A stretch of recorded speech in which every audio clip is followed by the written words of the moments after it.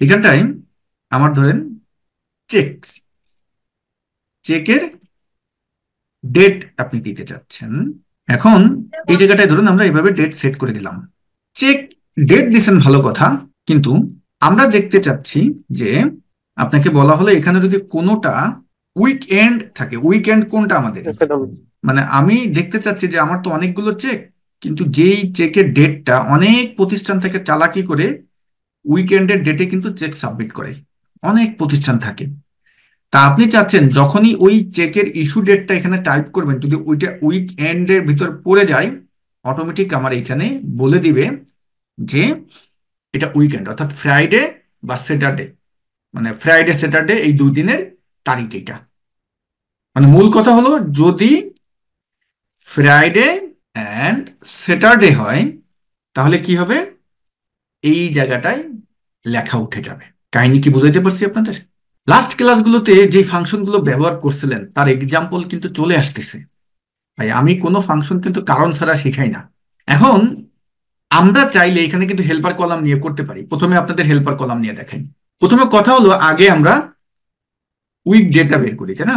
যে এই তারিখটা আসলে যে শুক্র শনি, এইটা আমাদের একটু বুঝতে হবে। তাহলে শুক্র শনি আমরা কিভাবে বুঝতে পারি যে এই তারিখটা শুক্র না শনিবার? এটা আমরা টেক্সট দিয়েও বুঝতে পারি, এক নম্বর। আরেকটা কি, যদি টেক্সট ফাংশন ব্যবহার করি, টি টেক্সট, এই ভ্যালু কমা তিনটে ডি যদি দেন তাহলে তো হয়ে গেল আমার, তাই না? এখানে আমরা এন্টার দিলাম, আমার কিন্তু বের হয়ে গেল। গুড। এখন আমরা যদি এখানে বলি যে ফ্রাইডে আর স্যাটারডে হলে কি হবে, চেক পাস হবে না, তাই না? তা দেখুন এখানে এখন আমরা যদি ফাংশন দিই ইফ, এখন আপনি এইখানটা একটু আসেন তো, চিন্তা করেন আমার দিন কয়টা, কয়টা বলছি আমি?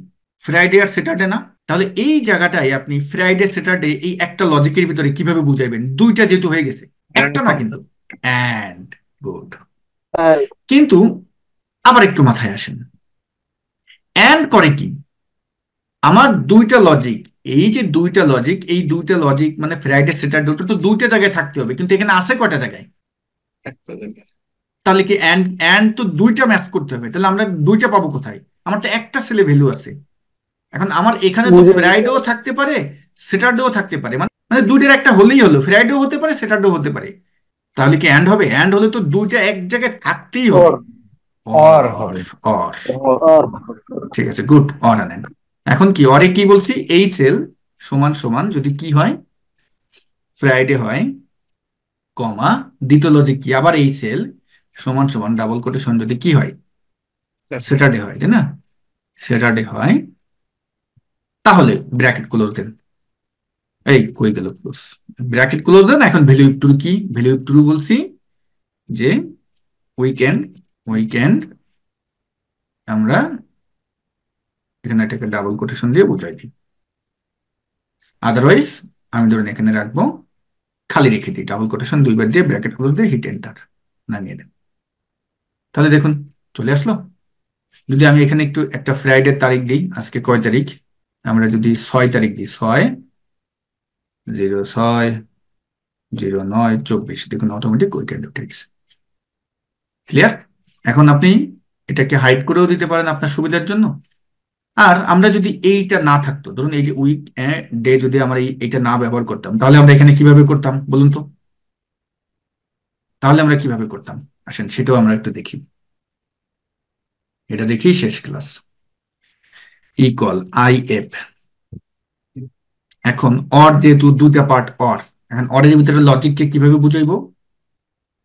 টেক্সট। TXT টেক্সট, ভ্যালু হলো এইটা, কমা যেহেতু আমরা দিনকে টার্গেট করতেছি তাহলে ডাবল কোটেশন, তিনটে ডি ব্র্যাকেট ক্লোজ, সমান সমান কি যদি হয়, ফ্রাইডে হয়, কমা দ্বিতীয় লজিক কি, এই যে এটা কি আমরা কপি করে জাস্ট এখানে পেস্ট করে দিই। আমার এখন টাইপ করার সময় নাই, জাস্ট এখানে কি করে দিব, স্যাটারডে। স্যাটারডে লিখে দেবো। লিখে দিয়ে ব্র্যাকেট ক্লোজ দিলাম, কমা, তাহলে হবে কি উইকেন্ড, আর আদারওয়াইজ 0 0। বাইচা গেছি। ধরেন এটা দিয়ে দিলাম ব্র্যাকেট ক্লোজ। না দেন দেখুন। ঠিক আছে, ওকে, আজকের ক্লাস এখানেই এন্ড। আর আমরা নেক্সট ক্লাসে ভাইয়া না, এখন যে বলুন। ফর্মুলাটা অ্যাপ্লাই করলেন এটা হচ্ছে ইসের উইদাউট হেল্পিং এ কলামের মানে হ্যাঁ, হ্যাঁ, হ্যাঁ, ছাড়া হ্যাঁ। যেটা করা যায় সেটা। Hmm, hmm, hmm. Without helping.